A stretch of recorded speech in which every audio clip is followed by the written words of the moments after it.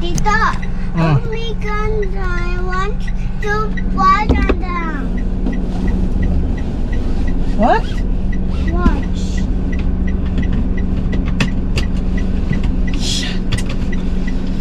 Ay, nako! Ay, nako!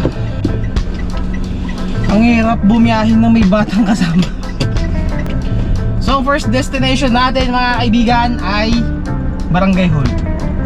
So, ang gagawin ko doon sa Barangay Hall is magtanong kung kailan ba ang vaccination ng mga newborn baby. Kasi yung second baby ni ate ay 6 months, ay hindi, 6 weeks pala, 6 weeks old. At dito nga sa barangay namin, pwede na siyang bakunahan. Anyway, tatanong natin kung kailan pwede. So, that is the first agenda. Guys, nandito na ako. Magtatanong na ako kung kailan yung vaccination ng newborn. Kailan ang vaccine ng newborn? Wala kaming newborn dito. Wala. Yup. Tingnan na.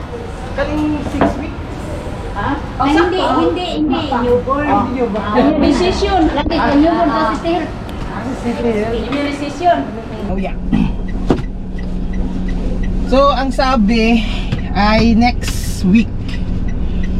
So, sinabi ko kasi newborn. Sabi nila, ay walang newborn dito sa City Health Office yon. Tapos nung sinabi ko, 6 weeks old, sinabi nila na, sir, hindi yun newborn. Sabi nila, balik daw ako next week. So, babalik tayo next week dito mga kaibigan. So, next stop, Rose Pharmacy.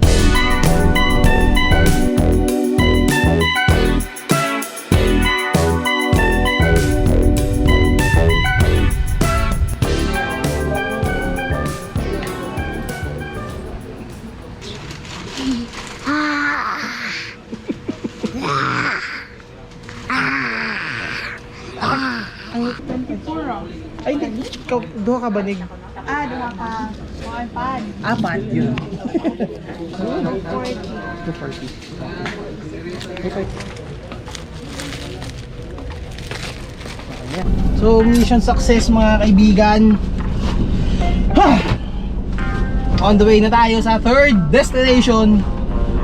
Dapat ang third destination ko ay 7-Eleven. Kaso, napag-isip-isip ko, malapit na rin naman na ang Save More dito. Ba't hindi ko pa rektay ng Save More? So guys, malapit lang dito yung Save More, kaya di tayo masyadong lalayo.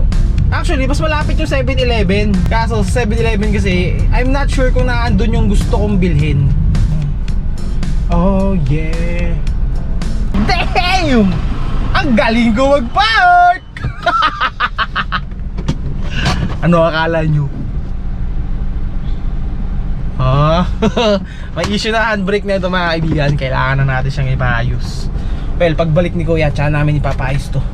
Dahil papapormahin to ni Kuya pagbalik niya. Nabili ko na yung isang kailangan.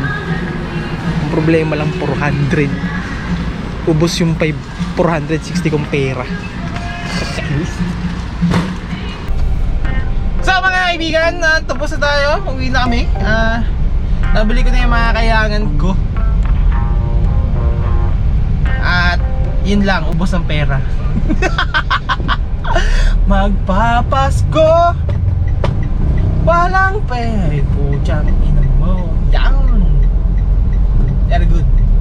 Magdadrive na ako pa uwi. Ay, may magdadrive na. Magdadrive na ako pa uwi.